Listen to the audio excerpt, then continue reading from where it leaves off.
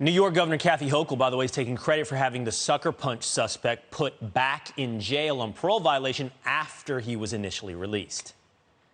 I took action in my own hands, and as of minutes ago, that person is now in custody. That is at my direction. The people of New York need to know that as their governor, I'll stand up and protect them. He's due back in court on Tuesday. Here to react is New York City Councilman Joe Borelli. Joe, you just heard that. You heard the governor. You saw what happened here on the streets of your city. What's your reaction? Well, the governor is absolutely delusional if she thinks she deserves some kind of pat on the back or victory lap for putting this guy in jail, or at least directing the NYPD and parole officers to do that. She really should be hanging her head in shame because it shouldn't take the governor of the state of New York to personally intervene to put people behind bars. She is the titular head of the Democratic Party in this state, and they as an organization are 100% responsible for the reasons this particular man was not remanded without bail initially.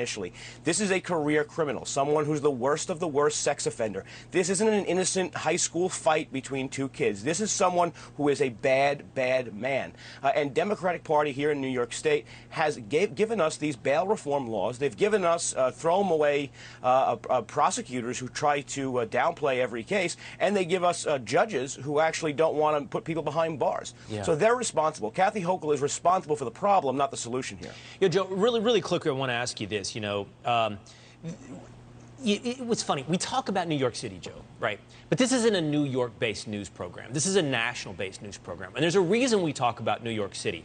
And by the way, that crime report shows it's happening in Seattle, California, everywhere.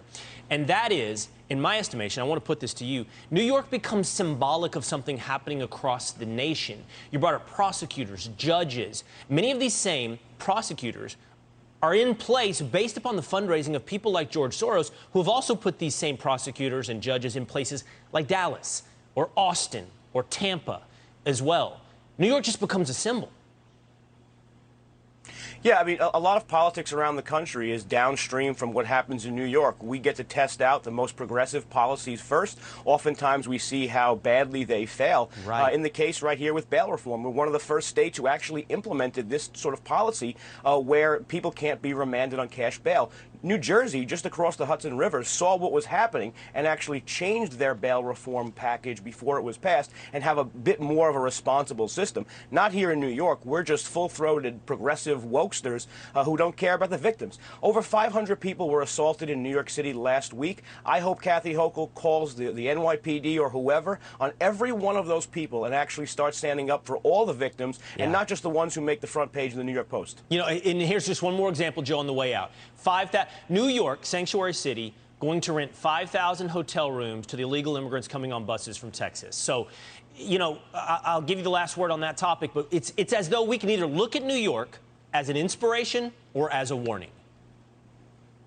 Look, it pains me because a percentage of my paycheck is going to go for this. But frankly, before this was happening, people around the country who watch CNN, MSNBC were unaware that there was even an immigration policy problem when it was happening to small border town states.